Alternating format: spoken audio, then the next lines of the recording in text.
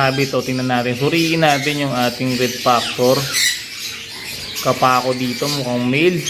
Ayan, ang ganda oh. Pulang pula. Yung likod ng plumage niya. Medyo ayun oh. Nagko-combine yung green saka yung red. Hindi ito opaline mga kahabi yan. Hindi siya opaline. Maganda to kung opaline pero sable siya.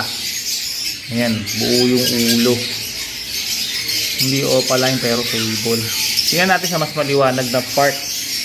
Dito sa may bintana. Ayan. Ganun pa rin, hindi nagbago yung quality. Maganda pa rin. Yan ang quality ng red factor natin. Mawala. Ayos, di ba?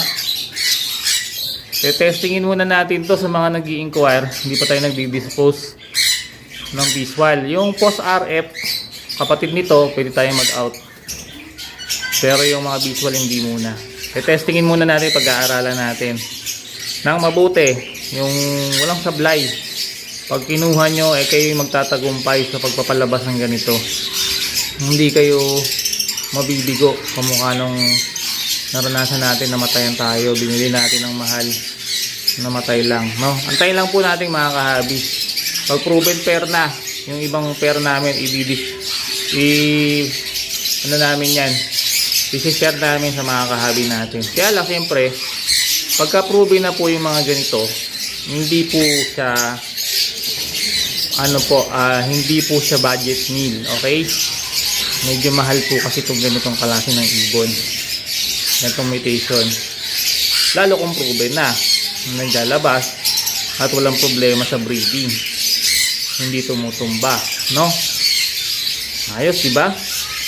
Itong red factor natin Bitmin Pro ang vitamin nito or BMP 100. Tapos yung itlog pa lang siya, Egg Pro Max yung gamit natin sa breeder.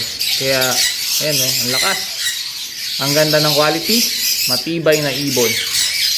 Ayos mga kahabi, red factor ng habi ni Daddy,